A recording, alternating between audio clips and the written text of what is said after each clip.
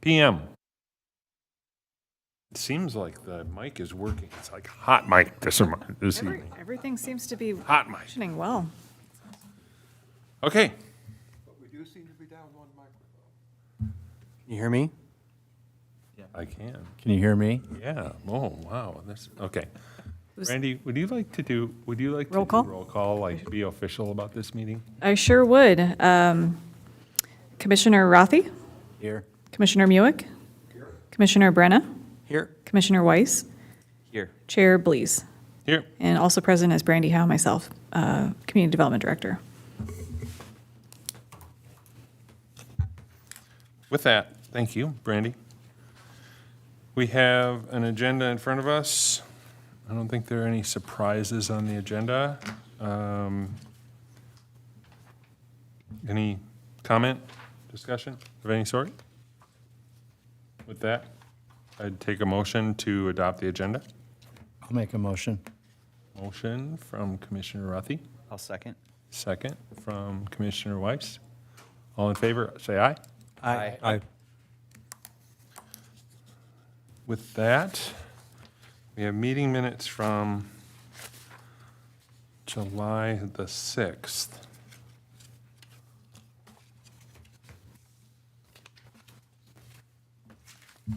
Are there any comments on the meeting minutes from July 6th? No comments from me. I thought I had something and I cannot find, it was something really minor, like some little minor typo or something. I can't even find what it was. I had read through it, but it wasn't terribly important either. I remember. Just a quirky typo or something. Then again, maybe I'm imagining things. With that, can we have a motion to approve the meeting minutes from July 6th? I'll make that motion. Motion from Commissioner Brenna, No, second. second from Commissioner Muick.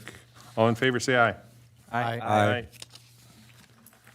Meeting minutes approved.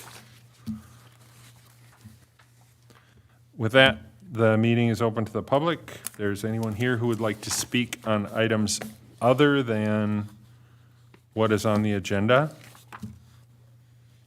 now is the time. I'm assuming there's no one on Zoom.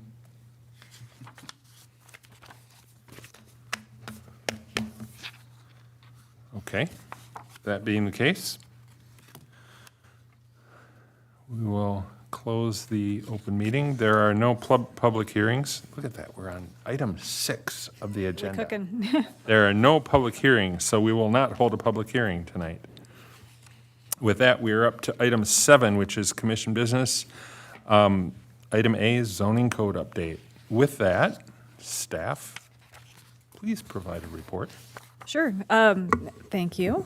The item on the agenda tonight, the primary item, is the zoning code update, which I mentioned that we would begin last month. So looking for a little guidance on how you would like to proceed. So tonight is kind of like a first draft at how we're going to go through this ordinance as a whole. But in general, I'm sort of starting with, I downloaded the entire code in Word from American Legal, and then started with track changes as well as I could, reorganizing, moving things around, rewording, reviewing statutes to try to make sure that we're in compliance in that regard, making changes in regard to current practices that may be different than how we actually have it codified now. And so this first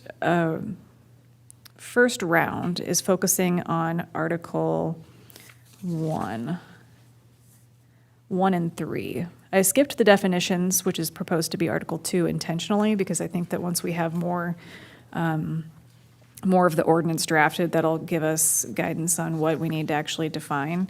Currently, the definitions chapter is extensive, and I think that maybe we don't need quite as much as we have in there now. So it'll start to be built as we go through this exercise, this multi-month exercise. I would expect that it's going to take us probably 9, 12 or more months to get through the entire ordinance.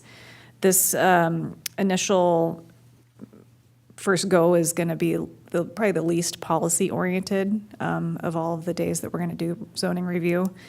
But what you have before you is a staff report that kind of outlines the proposed amendments. Overall changes being organizationally is one of the bigger ones. So I'm proposing that we have articles, whereas before we had none, and I'll kind of give you an example of why. So when you are the user, the code is on the screen here, and you can see that there's different sections. If I wanted to find something specific to a general requirement, which is in section 15410, it's very difficult to locate things easily in here. So for a member of the general public, if I wanted to know what is the accessory structure standards, it would take a very long time to scroll through here and read all of the different standards until you finally come up to the one that actually is what you're looking for. So having articles in there, I think, is just going to make it easier from a table of contents point of view. And then from there, I think I'll just go through the staff memo and we can just go side by side between the two ordinances. I made the mistake of not labeling draft on the one that is the draft, but that was the first one in the packet. But the draft version has the Article 1 introduction at the top of it. Correct. Yep. So it's a larger print, Yep. which helps. Yep. And then the second version that was included is the existing code as it's been downloaded from the website. But you did not, do you have a version of your own that's tracked changes? Well, I did, and then it got so out of control that I kind of gave up on the track changes. So that the track changes are in the electronic version? Is that what you're pointing to, Jim? I provided Jim with an electronic track changes version, but I think that after reviewing it a little bit more, I didn't send it to everybody kind of Just purposefully because, Wasn't critical. well, it's not, it depends on if you think it's critical or not. If it is something that you would like, I think what I tried to do is capture the essence of the changes. If it's critical from your perspective that you know exactly how things are changing from before to now, I can certainly do that in the next draft. But I think similar to how we did the sign ordinance update, we kind of kept it clean, Yeah. and it was easier to follow. I didn't mean to muddy the waters. I was just kind of curious. But if you think it's important, I don't have any problem doing that. No, But when you I do, would say right now, it's not important, but let's. okay, go. because with the track changes, moving something from one place to another, it's hard to capture that. Yeah. And it happens probably pretty frequently, plus if you're Yeah. bringing in new text. So I could use comments in the margins, that indicate I brought this in from this model ordinance for this reason, but I did try to capture that rationale in the memo. So starting from the beginning of the memo, or rather the bottom of the first page,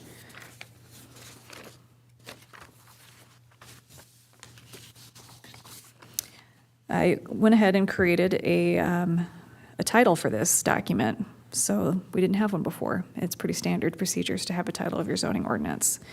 Similarly, I added section 154.002, which is the authority. So it's just the citation of the state statute that gives us the authority to have a zoning ordinance. Section 3, purpose and intent, is primarily derived from the existing ordinance, but it's been modified to focus on the areas that are specific to what zoning can actually accomplish. So it's shrunk a little bit. Section 4 has been added.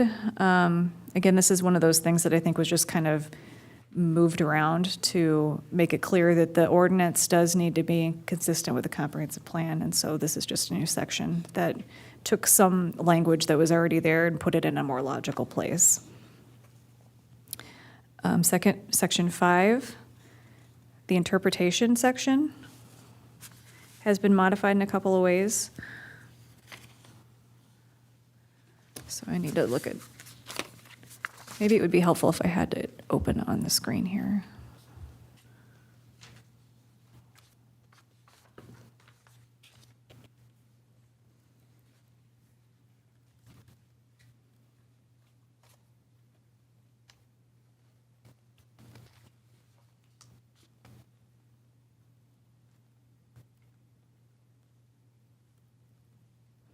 Oh, okay.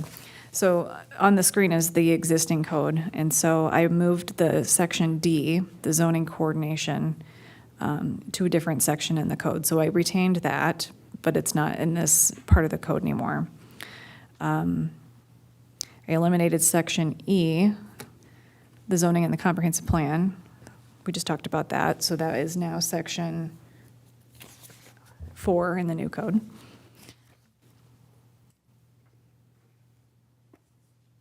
So yeah, I would say that all of this section is really just organizational changes, except for the two that I have item as policy considerations. So in section 5C of the new ordinance, this is something that was retained from the current. The statement is that distances measured shall be measured to the nearest tenth of a foot. So this is pretty specific, and some communities do have measurements that are that precise. Just something to consider if we want to be a little bit more flexible. I don't even know if we need to even state this in the ordinance. By having it there, it limits our interpretive flexibility, I think. But Is that for items like setbacks or Yep. that sort of thing? yeah, anything that would be related to measuring height or, yeah, setbacks, deck, slat, width, distances between, that kind of thing. So just something to consider. I will leave it as is unless we decide otherwise. This other policy consideration is a statement that if a use is not stated as allowed in the ordinance, it's prohibited. I think we need to think about that. What section is that in, Brandy? It is in the new code, it's 154C4.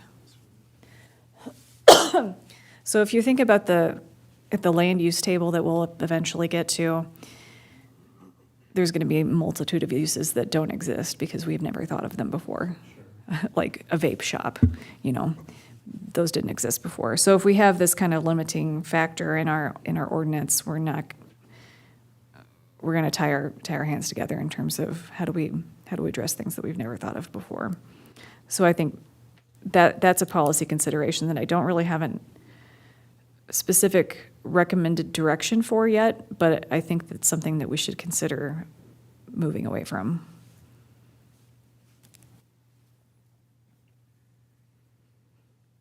That's something that has to be decided tonight. Nope.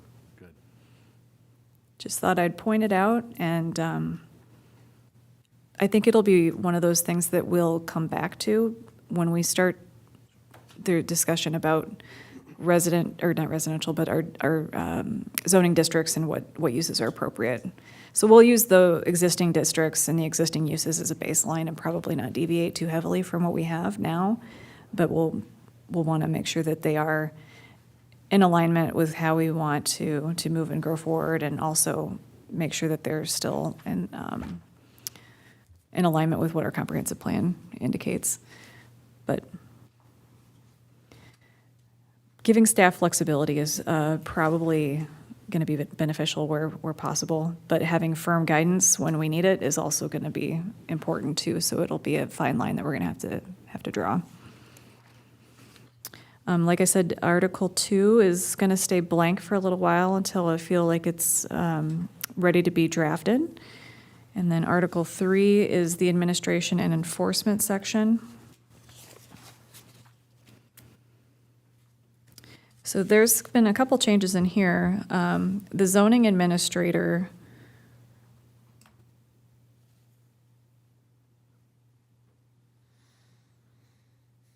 that section is pretty much the same. Something that I didn't realize is that the zoning administrator serves as an ex officio non-voting member of the planning commission. So I'm actually a member of this body. As opposed to just That's good news. Welcome to the party. supposed to just your staff liaison. Let's see here. There was a section on design review, And so that has been eliminated because we do not have a design review committee anymore, and that any design review would come through this body as part of any application. So that just seemed like a logical elimination there.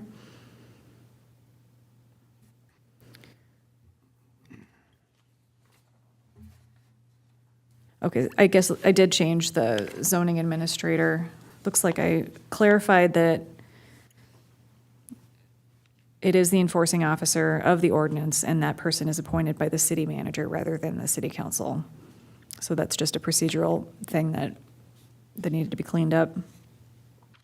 Does that need to change, or is that staying the same? It has been modified so that it reflects what's actually happening in the new version. So section 154B, 04B on advisory bodies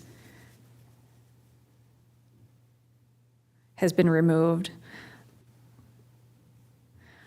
Let's see, what is that? That section is related to,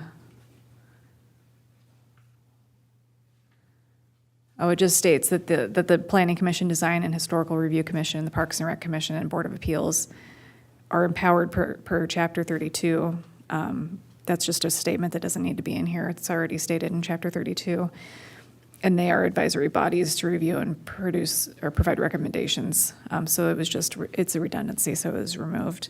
And also, some of those bodies don't exist anymore, such as the Design and Historical Review Commission and the Board of Adjustments and Appeals that function as provided by the City Council. I created a new section, 15410, for fees.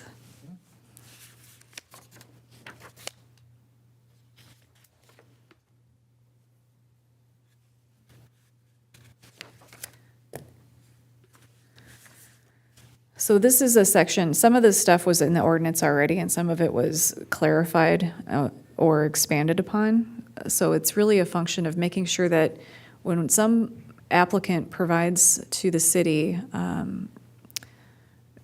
want to do a fence permit, they want to do a PUD or whatever it might be, we should have an established guidance for staff, for the general public on what is our fee structure, how are we going to administer that and collect the dollars.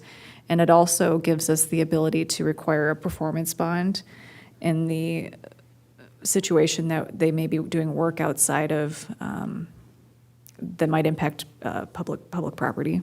So it's providing more flexibility for the city. And as well as the 15411 recovery of city costs and expenses. So a lot of the applications that come into the city require review by the city engineer, the city attorney. Sometimes we have Baker Tilly do review that, for the Lilly project, for example, that is TIF related. So there's a lot of money that comes in and out of the city that is related to zoning. And so this is just codifying how we will manage the flow of the funds to make sure that we come out not in the hole and that we're getting those costs covered. I have a quick question about C on the fees, where you're saying that they shall be established by separate resolution by the city council. I'm just wondering whether we need the word separate there, because that could lead someone to think that the city council has to do an individual resolution for every single fee, whereas, we might want to have like a blanket adjustment done with just a single resolution. It just seems like that could bog up the work slightly. Sure, I agree with that statement.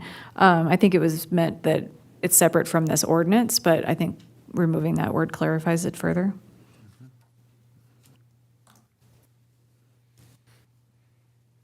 Any other comments so far? Okay, moving along. So section 12, requirements for zoning applications.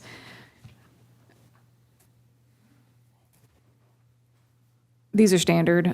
So it basically just describes the 60-day rule that is required by statute, as well as the notification requirements. If a public hearing is required, then we have to send notices to to property owners within 350 feet of the subject site.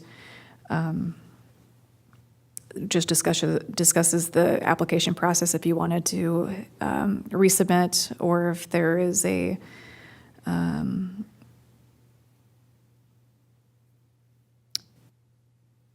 oh, here we go. So E in this section,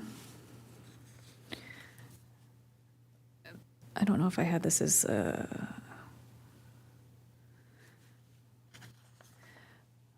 so E in this section states that submittal requirements for all zoning applications are listed in Table 2. There is a Table 2 in our ordinance now that kind of, here, I'll show it to you. Kind of outlines everything that all of our application types and what we would, can you see that? So for example, a text amendment requires an application, and then you kind of scroll down to see if there's an X, then you have to provide, you know, all the things that are in the box. So a zoning map amendment will go here.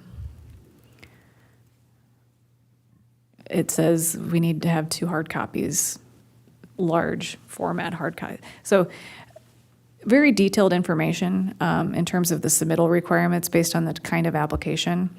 I would like to remove this table and just simply have a statement that says submittal requirements for zoning applications are per the applicable current guidebook, something to that effect, because how we,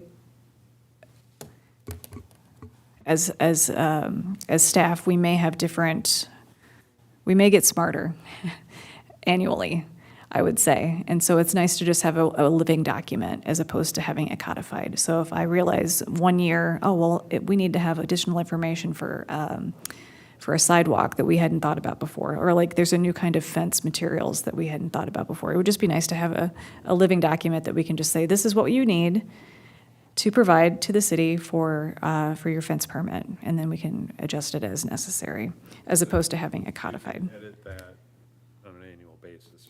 Or whenever we decide that we have a need for more. Date it, Yep, post it, so it's available to whoever yep. needs the information. So if that's something we can get away with according to legal, I'm going to advocate for that. Good concept. Is that then not a part of the ordinance then? That is a separate? Yeah, it would be a separate guidance document. So it would be helpful too for an applicant, say, I want to do a PUD, for example. PUDs can be pretty different depending on the project. So we could just pull from this application document as opposed to just sending them the ordinance section. I don't know. I think it's going to ultimately be more user-friendly if we have a guidebook that kind of establishes, here's everything you need to know and expect for a conditional use process or a variance or a PUD or just your simple fence permit. And as we become smarter and learn more, then it can change as those things happen. It brings up another item that I have to deal with regularly at my job, and that's the large format documents. Yeah, And I'm just wondering, we don't collect those anymore. okay, because the other thing is, there are some communities out there that still insist on that, and when they try to send that to us for review, it exceeds the file size that our servers can get. And so I just want to encourage us to provide an electronic version in a version that is small enough to be able to share. Yep, I agree with that. And it's also costly too if you have to provide like 20 copies of a large format map or the engineering plans. That's a lot of paper and it's big. Okay. There is one other item slightly earlier about the notification of 350 feet. I'm probably nitpicking too much on this, but I'm just wondering, should we say a minimum of 350 feet? I'm just thinking that there might be circumstances where we would need to let a larger area know of perhaps a slightly noxious use or something like that, where the air in the area could exceed 350 feet or something, I'm just trying to think of situations where 350 feet might not be enough. Sure. 350 feet is the statutory requirement, but we could certainly add that language if we felt that we wanted to exceed. And I don't know that it's necessary, I just kind of wanted to bring it up for thought. How would you create criteria for that decision, though? Because Yeah. suddenly you might require this property owner to do this thing and that property owner to do something different, which we really don't want to do. I mean, There is that. yeah, could there be a circumstance where you kind of wish you could? Yeah. In that case, I think you put forth, shall we say additional neighborhood outreach as a requirement or a recommendation, or, you start to put forth additional information to the broader community if we think that's necessary, rather than create a statute that says, we get to decide if you want to do something different. Okay, I certainly agree with that. That would be kind of my. Yeah, feeling. I just kind of wanted to give us an escape window somewhere. Yep. I think that I agree with both of those points. If we were ever going to be called out legally, I don't think that we would ever get our hands slapped for going above and beyond what the minimum requirement is. So I think that we'll be safe if we keep it as it's written, which is from the state law. And then also I do appreciate the idea of neighborhood outreach. So somewhere in here, if there is, and maybe this is the chapter that it would go into, if we do have certain requirements for, actually the PUD is not in here. That comes at a later time, but it could be moved and pulled into this chapter. That's likely to be the most Yeah, I think that would be, controversial. yeah, a neighborhood meeting would be probably, so let's put a pin in that and try to Thank you. put that recommendation in there.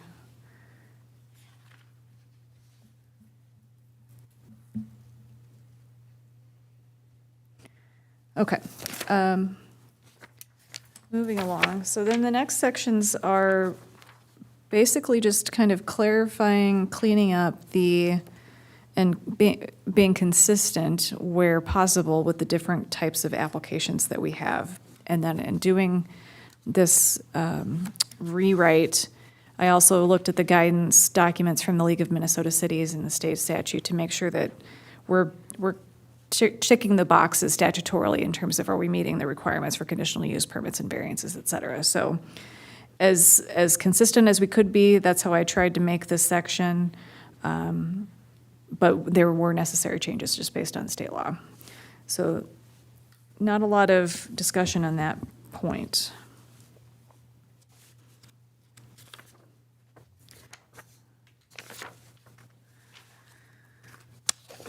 One thing I do want to talk about, though, is site plan review. So this is one of those policy, Which section is that in? that is section 154.15 in the new ordinance.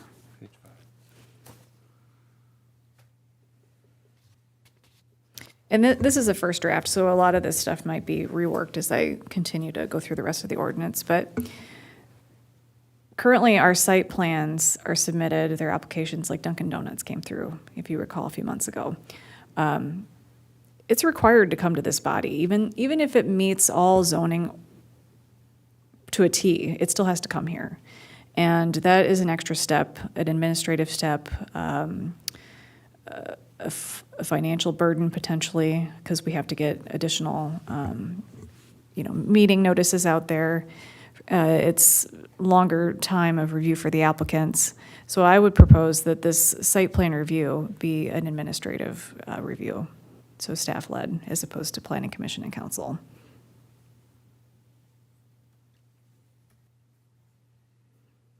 In the instances where there would be any deviation from the ordinance, then it would no longer qualify for that simple site plan review. And it would have to come forward for whatever it might need, like a conditional use or a PUD or a variance. So the simple review is when everything is compliant? Correct. Yep, if we get a new somebody wants to build on a target outlot, we'll just put, They'll have engineering review and things like that. yep, it would all be Part of that staff-led. component. So all ordinance Is there review any- would, Are there any legalities or state statutes that would prevent that? not to my knowledge.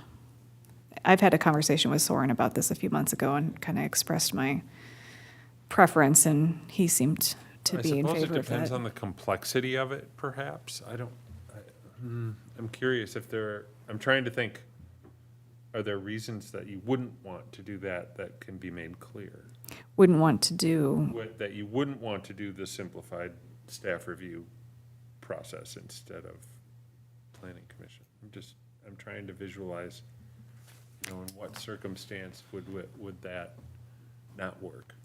Well, if it meets all the criteria, it doesn't seem like it would require us to consider that. yeah. Whereas if it doesn't, then we should. Well, and we're relying on staff to prepare the report, have done the, Well, there would be no report. yeah, right, but you're doing the review anyway. Correct, yep. So, I guess no versions of proposals come to mind where that would be objectionable. How many instances in the last, say, year, 2 years have come through that could have followed that path versus going to the planning commission? I think the only one that comes to mind is the Dunkin' Donuts, and that's about my tenure is 1 year, well, less than a year with the city, and then about a year with WSB prior to that, and we don't get many. The only thing I remember about that project was the rework of the site was a little bit complex.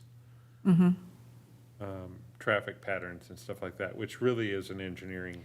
Yep, and Morgan did, he reviewed it from that perspective, and he didn't have any concerns with it either. It's a different way of doing business. It's something that we did in the community that came from before, and it was very favorably received by the development community, obviously, because you're removing hoops from them. Then you're no longer tied to two different sets of meetings that can be complicated to get into. So then, in that scenario, the simple site plan review, if you want to call it that, that would be staff doing the review, interacting with the developer or the property owner, whatever, and then bringing that report to council rather than, No, I'm proposing that it just be staff completely. so council doesn't have to.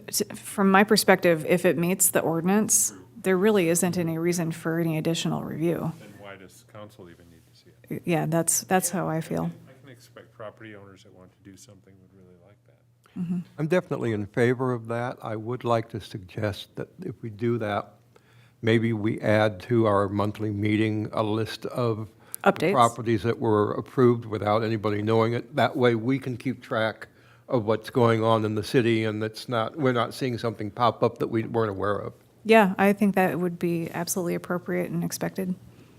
Here, in some of the other, municipalities that I've dealt with this sort of thing with, the planning commission does usually get informed of everything. But like you said, there could be projects where they'll call it like it's on consent, meaning nobody needs to say anything about it because it meets all the requirements.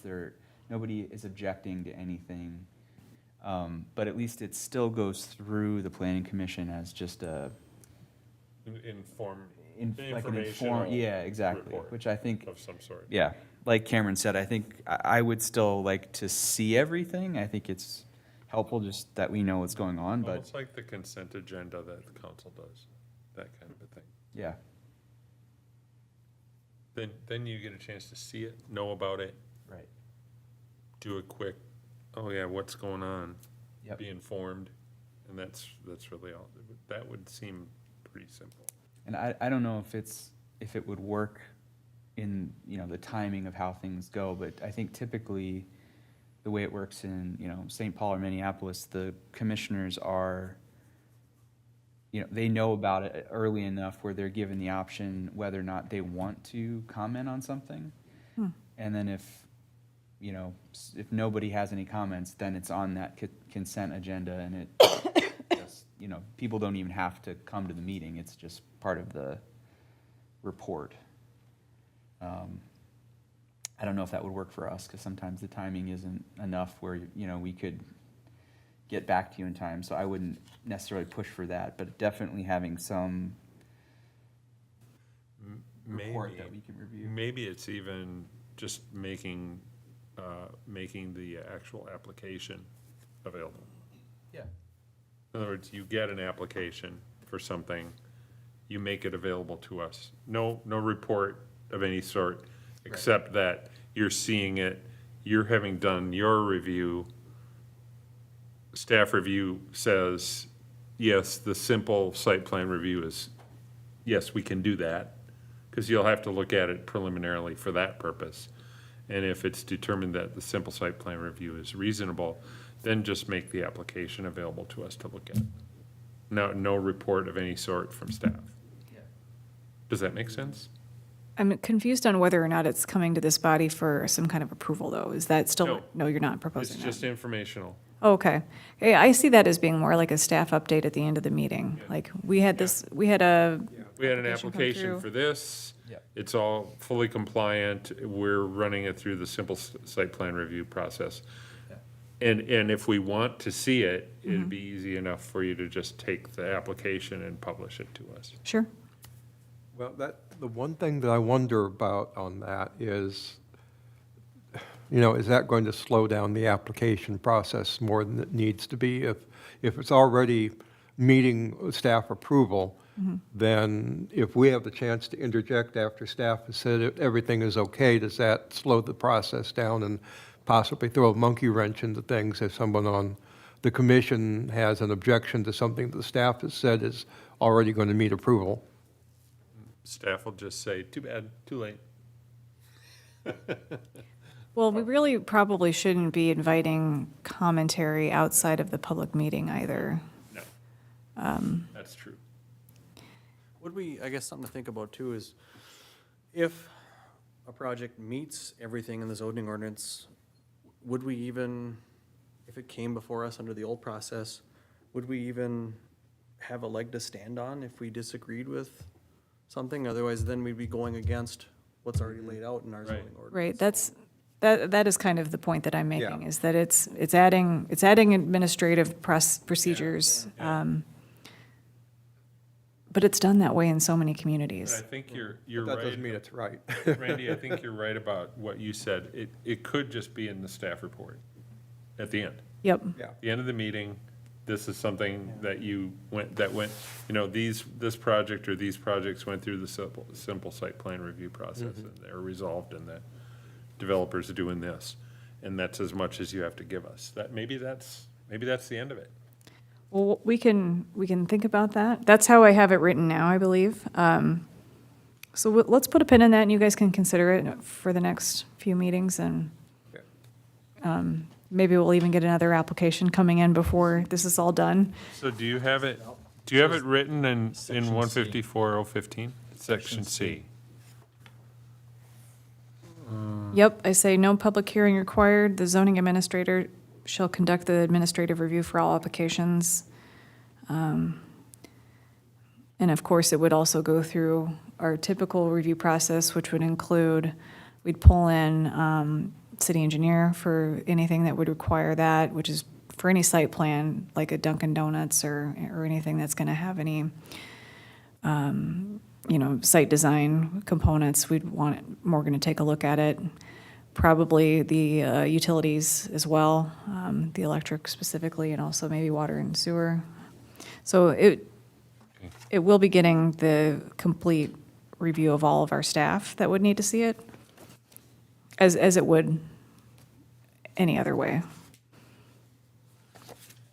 So that's the first step. That would be the normal step, unless there's some reason not to do it. Correct. Okay. Yep. Okay, so That's the way it's written. that's basically A through C of site plan review. Then I added D. So this is another thing to think about. This one came from, I was working for Brooklyn Park, doing their ordinance update. And their, the person I was working under at that location had worked for Minneapolis before. And so this alternative compliance was a proposal that he suggested for their ordinance. And it seemed like a good opportunity for us as well, where we could potentially approve alternatives to a site plan. And maybe this would be one of those things, like if you're seeking alternative compliance, maybe that's when we would bring in the planning commission. So if there's something that, or if there's something in the site plan that can't specifically meet the ordinance, and I can't remember exactly what some of those situations might have been, it gives us a little bit of flexibility that's separate and less onerous than a PUD or a variance option. So this is just a policy consideration that we can kind of chew on for a little while.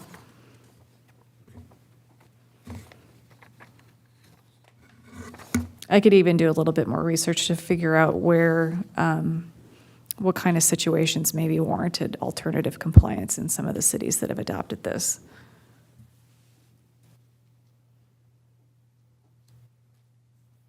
Further review.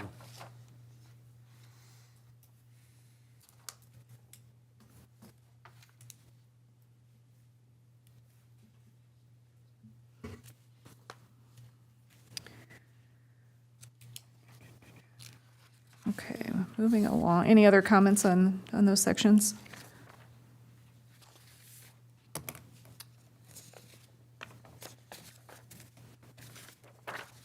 Nope. Okay. The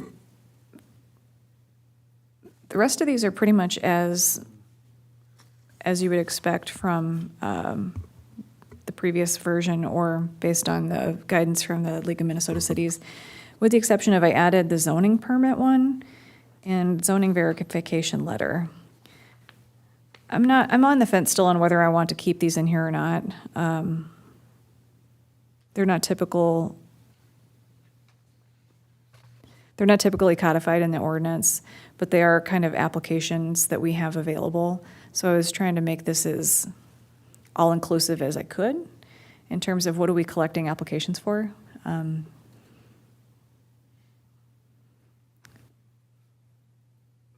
And a zoning verification letter really isn't an application at all. What that is somebody asking the city to confirm if a piece of property what is the zoning, has it had violations in the past, that kind of a thing. So 18 and 19, I'm still on the fence about whether or not we need to have these in the ordinance, but they're there for reference in case we decide to go that route. Can I ask a question? Can I step back just a little bit? Yep. The 15, oops, wait a minute, I lost track of where. 015, I think, The site plan? site plan review. Getting my pages mixed up. Item E, which is the top of page 6, Yep. the developer's agreement. At what point, how is it determined that a developer's agreement is required? What method is used to establish that? And is it subjective or objective decision? Because it says the zoning administrator may require the developer to sign an agreement with the city. Well, okay, you can just decide that whenever you want, for whatever reason. Yeah, there would I'm be, just looking for what is the an trigger? objective criteria Yeah. for establishing a developer's agreement is either required or not required. Okay. I don't have an answer at this moment. We would require it for, I mean, we did have one for Lily project, for example. I mean, it may be that if it's a new build, or if it's you're building a new building versus you're modifying an existing building, or something, I don't know, I'm just randomly grabbing something that would be an objective criteria, that's all. Yeah. On size, dollar value? I mean, Yeah, I mean, that's, Typically, you would want to pull in a development agreement if the project is going to go outside of the bounds of the site that may impact. If it's off-site improvements. Yeah. So that would be one of the triggers. That makes some sense as one criterion anyway, but Okay, I'll take a there might be more. gander on that and expand upon Maybe that. there's one or two bullet points that, if the project involves this or this, then a development agreement is required, that kind of a thing. Obviously, trying to keep it simple Yep. and not make it, Or a TIF establishment. yeah, I mean, that might mean- be one, That could happen without a PUD yeah. off-site. Yeah, I don't know what else, but I just caught my eye. Yeah, I appreciate that. Okay. Well, that more or less concludes what I, To 20, 20. violations and penalties, but you had taken that from the old, Oh, right? let me verify that.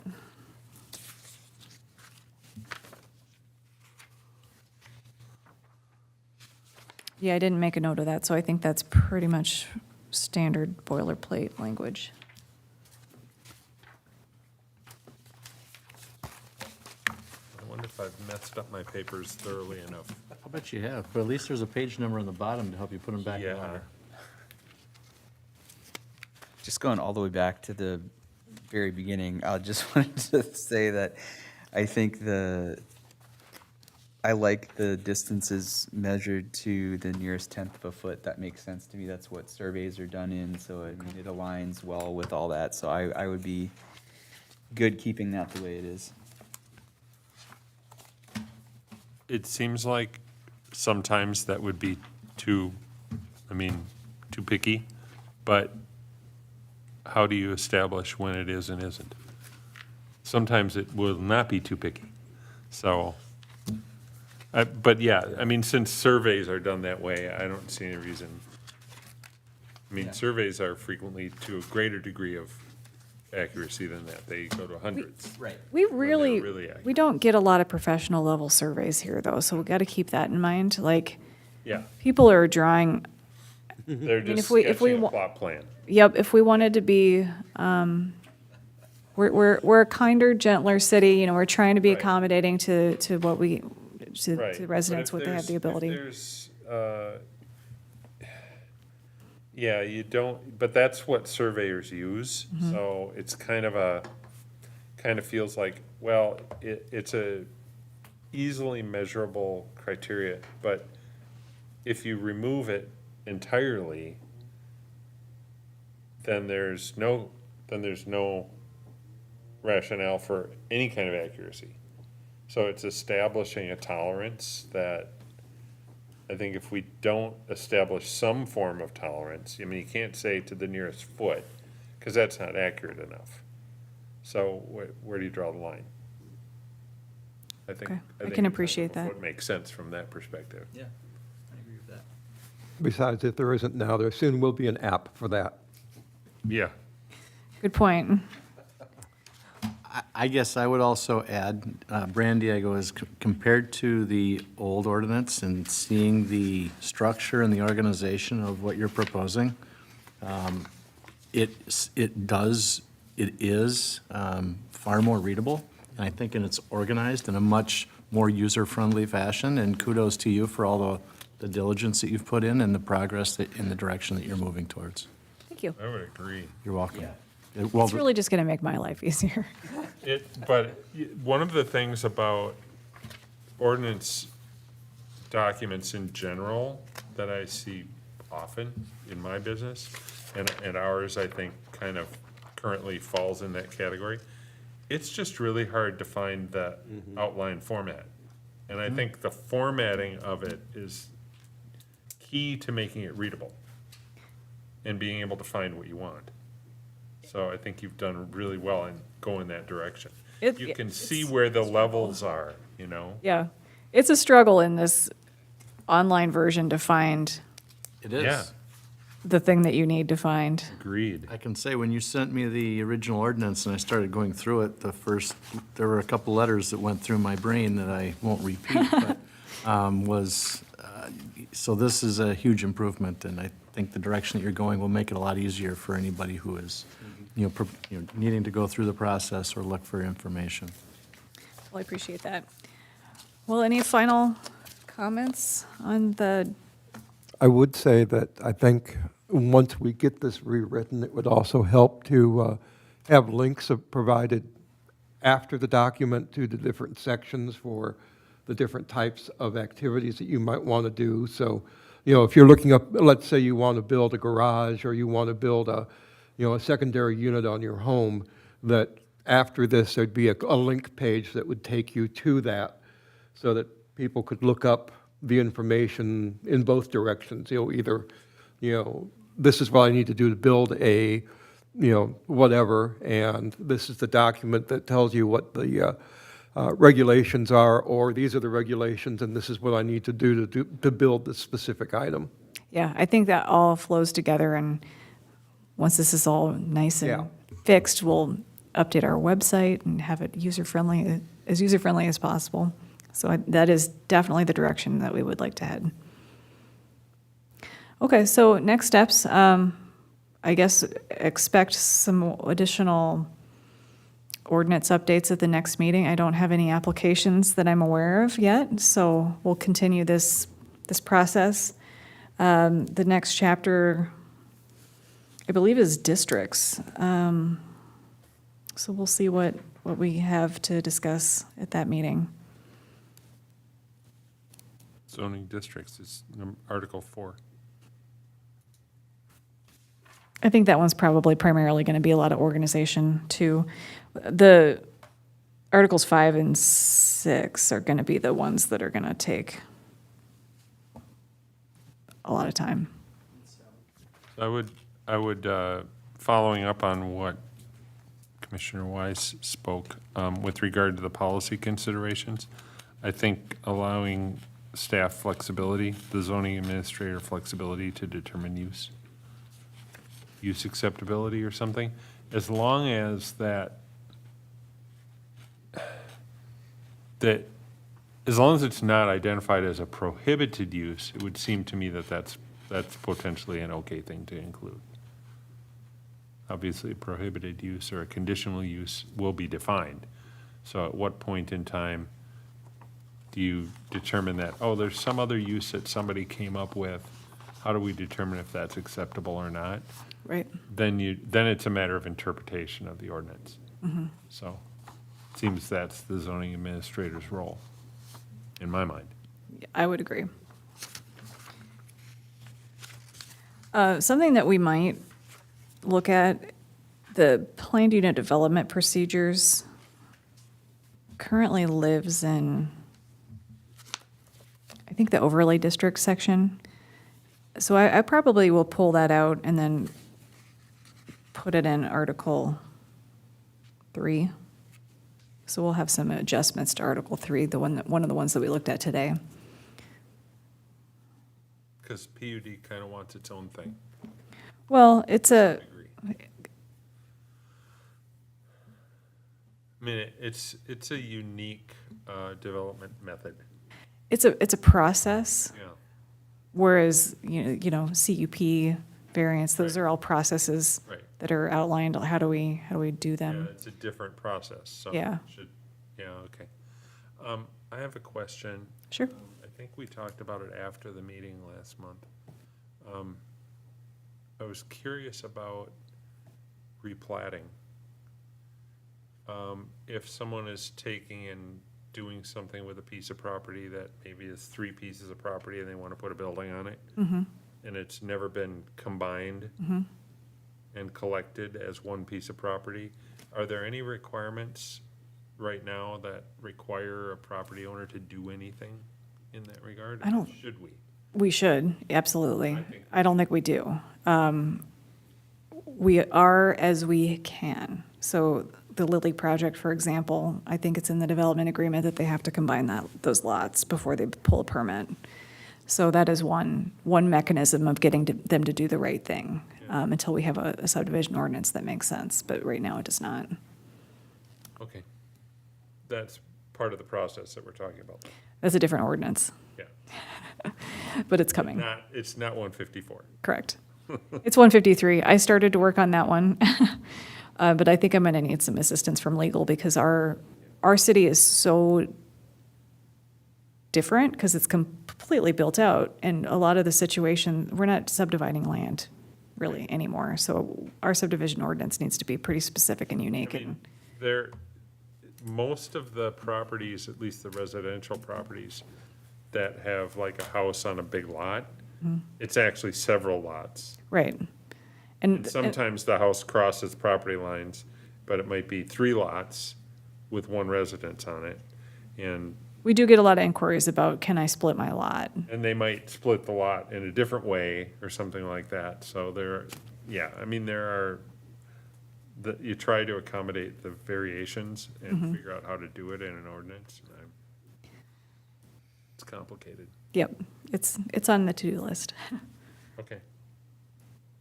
Future meeting, sounds Yeah. like it's gonna be down the road. Okay. Thank you, Brandy. You're welcome. Very good information. Now we can study it further and bring any comments to our next meeting, I assume. Absolutely, yep. Anything that you think of later regarding these chapters, feel free to send me an email or bring it up next time. With that, we shall move on to item 8 on our agenda, which is reports. Do you have any further reports?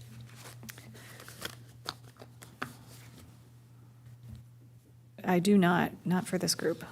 Well, the Lily project is underway. I think they've pulled some permits, and I believe the demolition will be occurring shortly, like in the next days, weeks or so. Do you happen to know what they're doing with the electrical power lines and such behind on Sepulveda?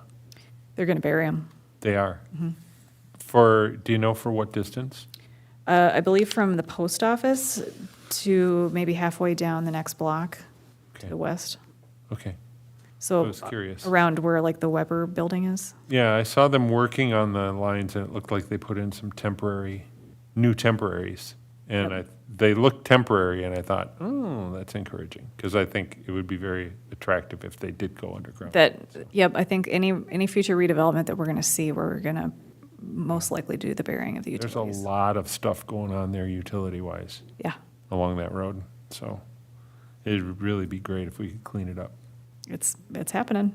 Then we'll put in a splash pad or something someday. I don't know whose job that is. That's the Park and Park and Rec. Rec Commission, yeah. Hey. Oh, you know what? I do have something to report. I don't know if you got an email from Chris yesterday about the parade. Yes, I did. Okay. Apparently, this is something that all the commissions are invited to participate in, and Carrie is the one that's been orchestrating or managing the parade. And so there is I don't know if it's a float per se, but all of the city committees are invited to attend and participate in And be in the parade. and be in the parade. What's the date? Do you know? I can tell you in a second. Yeah, I didn't see that today. September something? It September is something, yes. But I'm 14th at 6 PM. Lineup begins at 5:15. Oh, thank you very much. just barely made it before I leave town. Just in time. Sounds like you're going to be there. Is that what I just heard? Get your candy. Well, my wife is a parade liker, so we could probably find a way to show up. Sounds good. That is the only thing I have to report. All right. Brandy, Commissioner. what's going on with trying to get any additional members for our committee? Anything going? We're counting on you to recruit. We don't have any additional applicants at this time. Okay. Commissioner Murick, do you have any report? No, nothing. Commissioner Weiss, do you have any report? No, sir. Commissioner Brenna? Just a quick one. My family and I attended the House Park food truck event last week, and that was very nicely done and nice family-friendly event. So I thank you to the city staff for putting that on. I will let them know. Yeah. Good. That's it. Commissioner Rothi? Nothing to report. I I missed that, unfortunately. I had another event that I had to do in Edina that day, so, but I went last year and it was good. Yeah. Very good event. I went this year. It was interesting. Yeah. So, And I got a chance to go to History Cruisers, was it last week? I think it was last week. And very well attended.